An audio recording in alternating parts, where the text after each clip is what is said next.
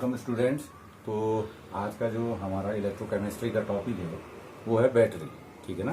Battery हमारे दैनिक जीवन में बहुत सी डिवाइसेस में, बहुत सी चीज़ों में हम बैटरियों का इस्तेमाल करते हैं।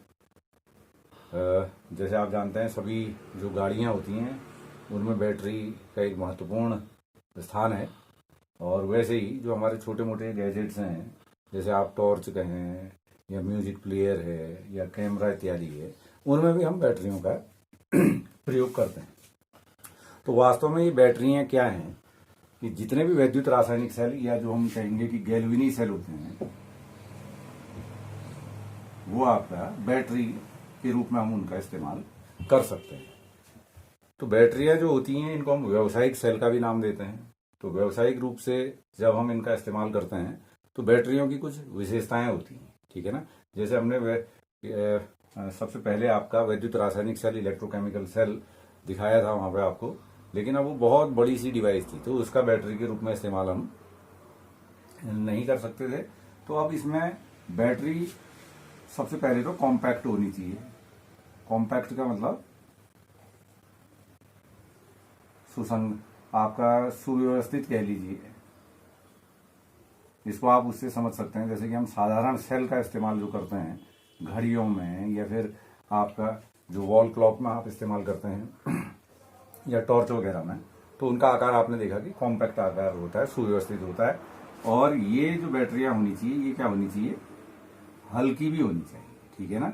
दूसरी महत्वपूर्ण बात है कि बहुत ज्यादा वेटेड ना हो, जिससे क्योंकि हम आसानी से इसको एक स्थान से दूसरे स्थान पर कैरी कर पाए।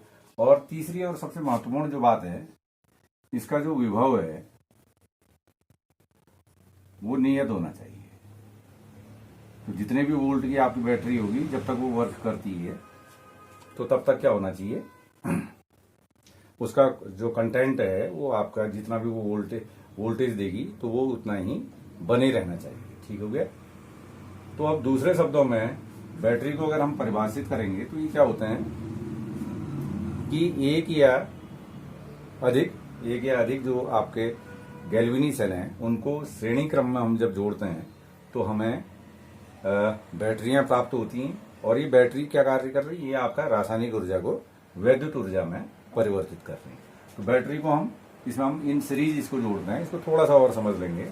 जैसे हम क्या करते हैं, जब आप टॉर्च में सेल डालते हैं, मान लीजिए आपको 2 सेलों की आवश्यकता है, 2 या 3 सेल, तो आप उनको श्रेणी क्रम में उसमें से डालते हैं। तो वो जो फिर आपके सेलों का जो कॉम्बिनेशन है उसी को हम किसका नाम देंगे, बैटरी का नाम हम उसको दे सकते हैं। तो ये जो बैटरियां होती हैं, ये बैटरियां हम इनको 2 भागों में इनको हम बांट सकते हैं, जिनको हम प्राथमिक बैटरी और द्वितीयक बैटरी का नाम देंगे। ठीक है। तो आइए हम बात करते हैं प्राथमिक सेल या प्राथमिक बैटरी।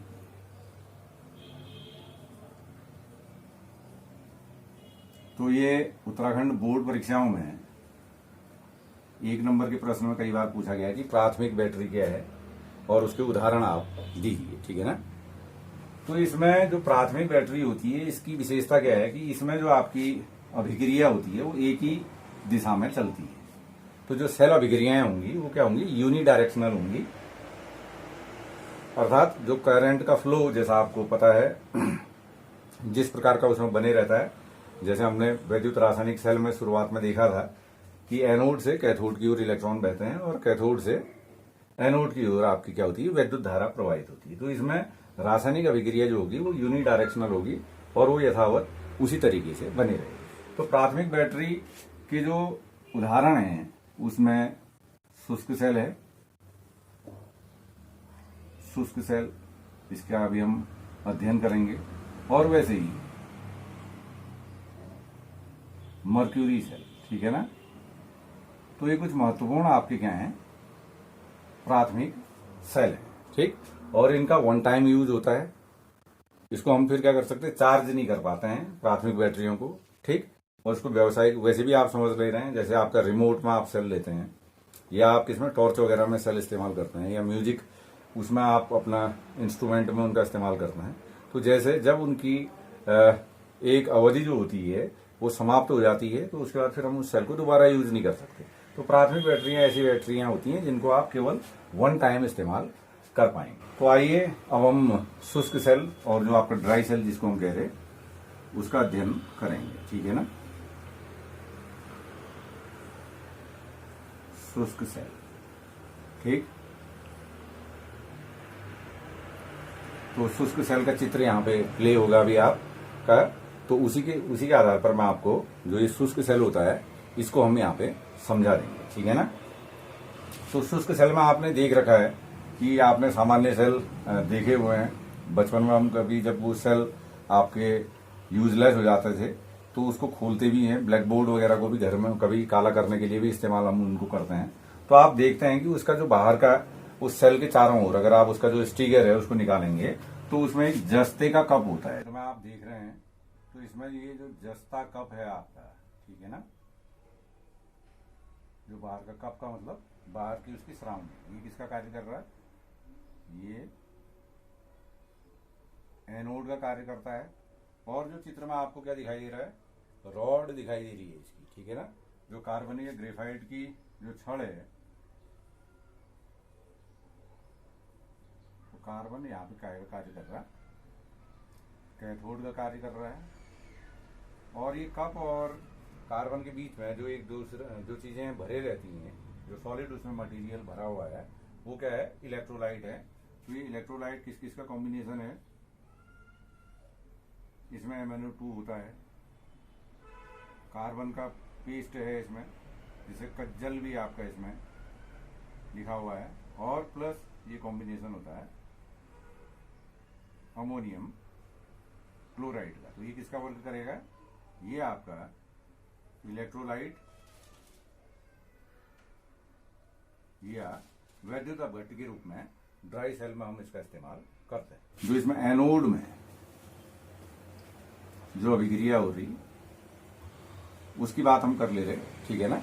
तो अभी आपको मैंने बताया था कि जो एनोड है वो कौन है इसमें ड्राई सेल में, जो जस्ते का कप है, बाहर का जो कवर है वो है, और यहीं पे आपका ऑक्सीडेशन की अभिक्रिया संपन्न होती है और आपके यहाँ पे इलेक्ट्रॉन भी इसमें इमिट होते हैं, ठीक हो गया। तो एनोड में जिंक ऑक्सीडाइज होता है, और जो कैथोड में आपकी जो दूसरी सेमी सेल रिएक्शन भी कह सकते हैं, कैथोड और सेल में होने वाली अभिक्रिया है वो आपकी इस तरीके से संपादित होती है।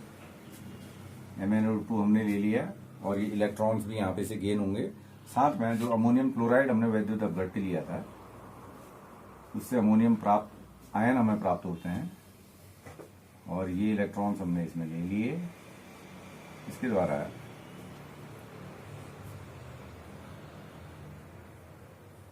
प्लस NH3 इस प्रकार का कॉम्बिनेशन इसमें से आपका प्राप्त होता है, ठीक हो गया। तो ये सेल अभिक्रियाएं इसमें चलती रहती हैं।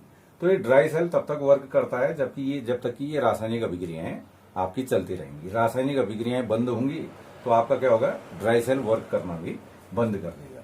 और ये जो हम इस्तेमाल करते हैं ड्राई बैटरीज का, इनसे जो विभव हमें प्राप्त होता है 1.5 वोल्ट का विभव इससे प्राप्त होता है।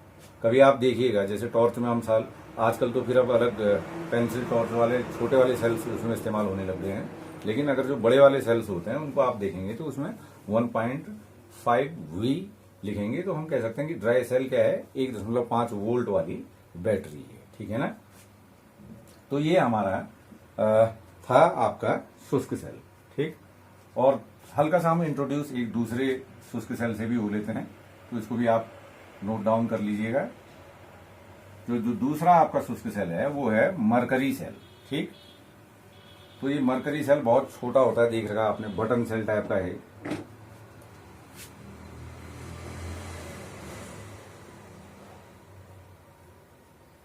दोबारा से लिख लेते हैं, मरकरी। पुरानी किताबों में मरकरी लिखा रहता था, आजकल ये मर्क्यूरी इस तरीके से लिखा हुआ है सेल, ठीक। सामान्य रूप से इसको आप बटन सेल भी कह सकते हैं। बटन सेल इसलिए, जैसे चित्र अभी प्ले होगा तो आप देख लेंगे, तो ये बटन का जैसा दिखता है। तो जो आपकी रिस्ट वॉचेज होती हैं उनमें इसका इस्तेमाल होता है। हेयरिंग एड्स अर्थात सुनने वाला यंत्र, देखा होगा आपने, बुढ़े लोगों को कान कम सुनाई देता है तो एक मशीन जैसी वो लगाते हैं, तो उसमें जो सेल आपका इस्तेमाल होता है वो आपका मर्क्यूरी सेल है, ठीक है ना। तो इसमें अगर आपको कम वोल्टेज चाहिए होती है तो मर्क्यूरी सेल का हम इस्तेमाल करते हैं। तो इसमें जो ये वोल्टेज हमें प्रोवाइड करता है, विभव इससे जो मिलता है वो होता है 1.35 वोल्ट, ठीक। तो ये 1.35 वोल्ट के बराबर आपको क्या देता है, इलेक्ट्रोड विभव इससे आपको प्राप्त होता है, ठीक। इतने की करंट आपको प्राप्त होगी, ऐसा आप देखेंगे चित्र में। आप इसमें से देख ले रहे, तो इसमें क्या है, एनोड के रूप में जो हम इसमें इस्तेमाल करते हैं, तो ये जिंक और मर्क्यूरी का कॉम्बिनेशन हम इस्तेमाल करते हैं। जिंक अमलगम भी इसको हम कह सकते हैं। कि अमलगम वर्ड को थोड़ा सा मैं डिफाइन कर दूंगा, ठीक। होता क्या है कि जो आपका पारा है, Hg क्या है, मर्क्यूरी या पारा है, तो अगर ये किसी और दूसरे धातु के साथ कॉम्बिनेशन जब बनाता है तो उसको हम कहते हैं अमलगम। जैसे यहाँ पे जिंक के साथ मरकरी है तो इसको हम जिंक अमलगम कहेंगे। कभी कभार अगर मान लीजिए सोडियम के साथ मरकरी होता है तो हम क्या कहते हैं, सोडियम अमलगम का नाम देते हैं। तो इसमें एनोड का वर्क आपका जिंक और Hg का कॉम्बिनेशन इसमें कर रहा है। और जो कैथोड है, कैथोड के लिए जैसा कि चित्र में आपको दिखाई दे रहा होगा, HgO का इस्तेमाल हम इसमें कर रहे हैं, ठीक है ना। और इसके साथ साथ जो कार्बन का पेस्ट होता है, कार्बन पेस्ट हम कहेंगे, तो इसका कॉम्बिनेशन जो आपका है वो किसका वर्क करेगा, कैथोड का कार्य इसमें करता है। और इसमें जो इलेक्ट्रोलाइट या वैद्युत अपघट्य हम लेते हैं,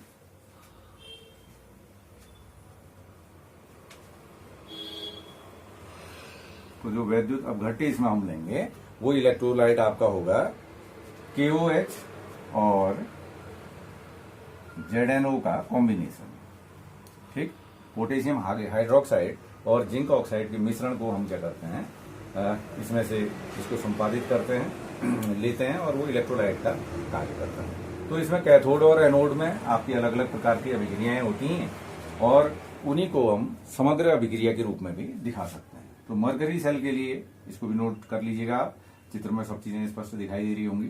तो इसके लिए जो टोटल सेल रिएक्शन होती है वो इस प्रकार से संपादित इसमें हो रही। टोटल सेल रिएक्शन जो आपकी है वो हो गया आपका जिंक और Hg का कॉम्बिनेशन हमने ले रखा, इसको क्या कहेंगे हम, जिंक अमलगम या जिंक मरकरी अमलगम का नाम इसको देंगे, ठीक है ना।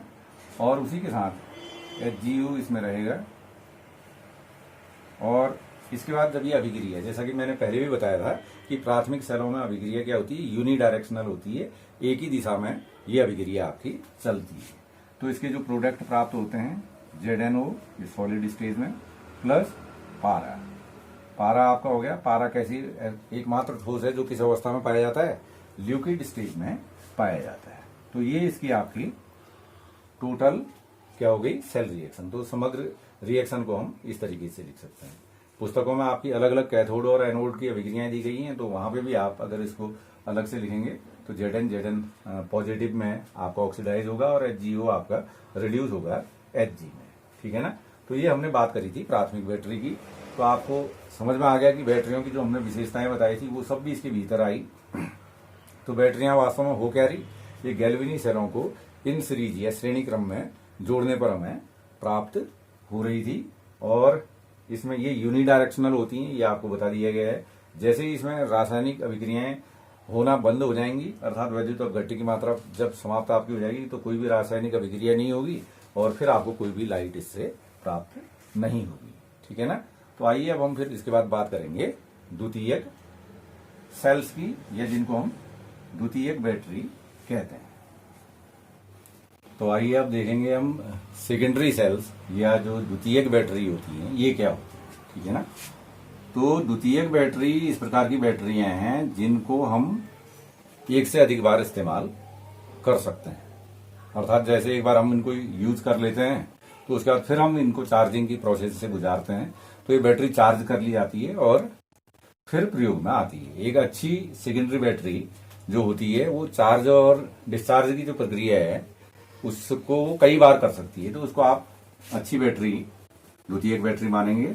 इसका एक दूसरा नाम भी है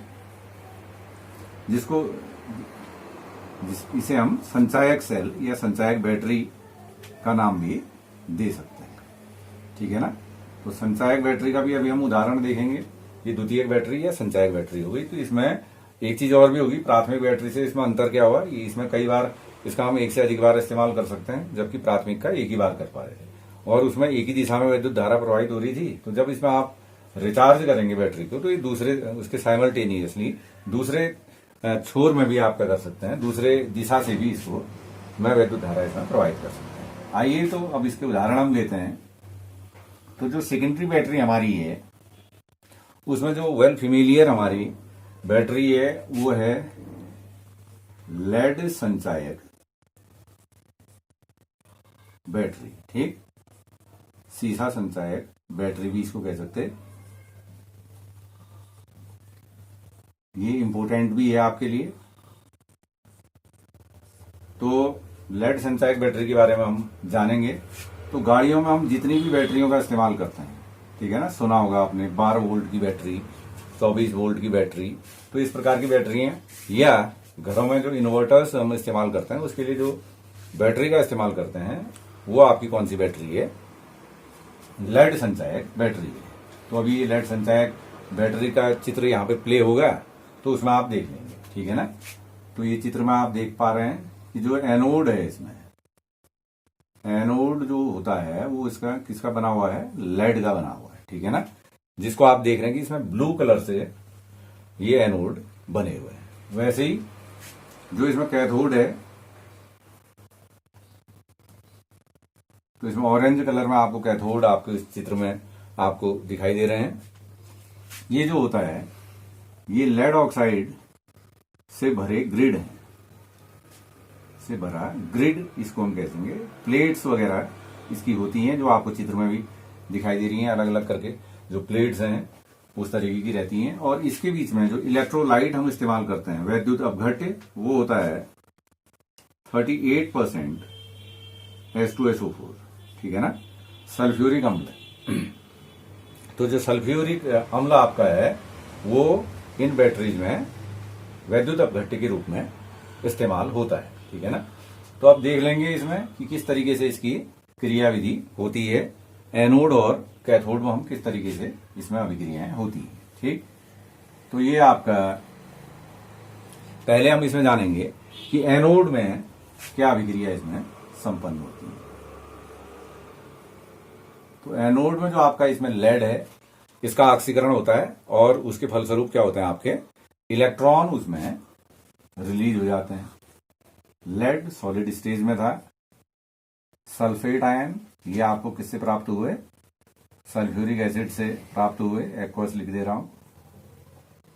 और यहां पे जो आपका कॉम्बिनेशन प्राप्त आपको हुआ लेड सल्फेट प्लस इसके साथ साथ क्या आ जाएगा, 2 इलेक्ट्रॉन से यहां पे आपके रिलीज होंगे, ठीक हो गया ना। तो एनोड में इस प्रकार की अभिक्रिया संपन्न होती है। अब कैथोड में, जो कैथोड आपका क्या था, लेड ऑक्साइड का ग्रिड है। तो लेड ऑक्साइड के ग्रिड में इस प्रकार की अभिक्रिया संपन्न होती है। लेड ऑक्साइड आपने ले लिया, ये भी सॉलिड स्टेज में था। यहां पे भी आपको सल्फेट आयन मिलेंगे और वो किसके डिकम्पोजिशन से मिल रहे, जो आपका इलेक्ट्रोलाइट था क्या था वो 38% H2SO4 उसके कॉम्बिनेशन से आपको मिल जाएंगे। और ये आपका H2SO4 के ही से ही आपको यहाँ पे हाइड्रोजन आयन भी मिल गए और प्लस 2 इलेक्ट्रॉन हमने इसमें ले लिए, ठीक। तो इस कॉम्बिनेशन के द्वारा अब आपको जो इसमें रिजल्टेंट यहाँ पे प्राप्त हो रहा वो है PbSO4। ये सॉलिड रूप में डिकम्पोज हो जाता है। इसकी बात फिर अभी और भी करेंगे हम। लेड सल्फेट प्लस 2H2O, तो ये वाटर भी आपको यहाँ पे मिल गया। लिक्विड लिख देता हूँ, चलिए ये एब्रीवेशन चाहें तो आप पूरा लिख लें। सल्फेट को भी एक्वस लिखा जा सकता है। H पॉजिटिव आयन भी आपका एक्वस हो गया। तो ये अलग अलग आपकी इसमें से सेल रिएक्शंस हो रही हैं। तो एनोड से इलेक्ट्रॉन रिलीज हो रहे हैं, कहाँ की ओर वो कौन उनको एक्सेप्ट कर रहा है, कैथोड उनको ग्रहण कर ले रहा है, और इसी के विपरीत इसमें फिर विद्युत धारा आपकी निकलेगी। तो इसमें जो समग्र अभिक्रिया होगी, टोटल रिएक्शन, तो इन दोनों अभिक्रियाओं को आप जोड़ लेंगे तो वो आपको प्राप्त हो जाती है। ये पीबी सॉलिड था, फिर नीचे से हमने पीबी O2 को ले लिया, ये भी सॉलिड है। अब ये इसको मैं इस तरीके से लिख दे रहा हूं, ये आपका ये H2SO4 हो गया, ठीक है ना। ट्वाइस कर देते हैं तो ये 4H हो गए और SO4 ये थे। तो ये आपका क्या था, इसमें इलेक्ट्रोलाइट था, ठीक।